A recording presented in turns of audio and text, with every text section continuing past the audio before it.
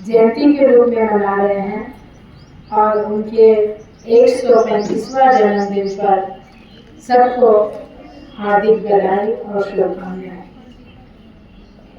उनके विषय में बहुत सारी बातें आई। उनका ये जो बहुत अच्छा स्लोगन था, जीवन लंबा होना आवश्यक नहीं है, जीवन महान होना आवश्यक है। इसका अर्थ क्या है? हम बहुत लंबा आयु लेके अपना जीवन यापन करें और सामान्य मनुष्य की तरह ही जीवन जी के चले जाए तो वो बहुत महत्वपूर्ण नहीं है, जबकि छोटी आयु में ही हम कुछ अपनी उपलब्धि ला सके, समाज को कुछ दे सके, राष्ट्र को कुछ दे सके, तो हमारा जीवन महान हो सकता है। दूसरा विषय है कि वो विशेष करके दलित परिवार में जन्म लिए थे। जब उनको पढ़ने की आयु हुई और नामांकन के लिए जब स्कूल में गए तो उनका नामांकन नहीं हो रहा था। कारण क्या था? कारण ये था कि गांव के लोगों का कहना था कि यहाँ मेरे बच्चे पढ़ेंगे और इस बीच में ये दलित परिवार का बच्चा पढ़ेगा तो साथ में बैठेगा, साथ में पानी पिएगा और मेरे बच्चे भी इसकी जाति से छुआछूत की भावना लेके सभी लोगों ने विद्रोह किया। लेकिन एक जो ब्राह्मण आचार्य थे वहाँ, उन्होंने किसी न किसी तरह उन्हें दाखिला दिलाया, लेकिन शर्त रखा गया कि क्लासरूम में जब सब लोग बैठेंगे वहाँ पर उन्हें नहीं बैठना है, वो सबसे पीछे बैठते थे। उनकी बैठने की व्यवस्था सबसे पीछे थी। वो किसी से छुआछूत की भावना के लेके वो पीछे बैठ के पढ़ते थे। एक दिन ऐसा हुआ कि उन्हें बहुत जोरों से प्यास लगी और उस दिन वो पानी लाना भूल गए थे।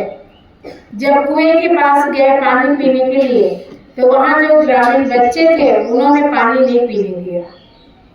उन्होंने वहाँ से उनको मार के भगा दिया कि तुम इस कुआं से पानी पियोगे और हम लोग भी पिएंगे, ऐसा संभव नहीं।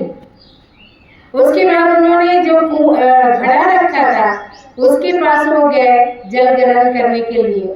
वहाँ कोई था नहीं, प्यास उनको काफी तेज लगी थी।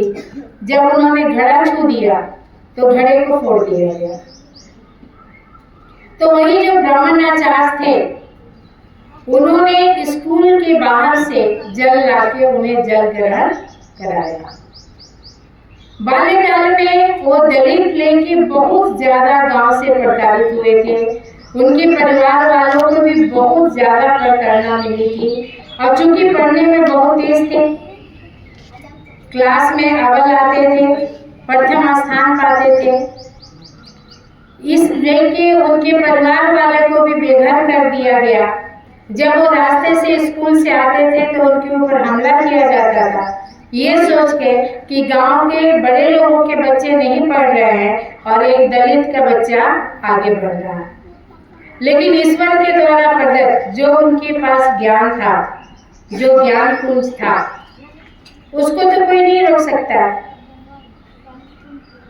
और उनके जीवन से ये शिक्षा मिलती है कि हम बहुत ही सुख सुविधा में जो शिक्षा ग्रहण करते हैं, हम कभी उपलब्धियों तक नहीं पहुंच पाते।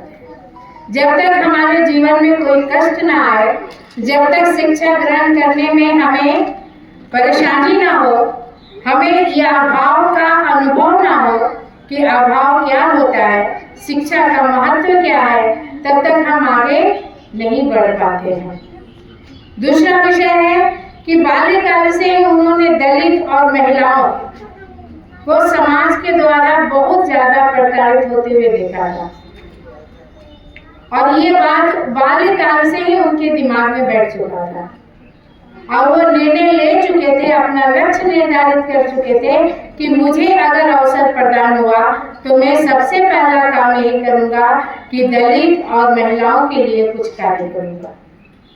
लेकिन देखिए इसीलिए कहते हैं कि गोल अचीव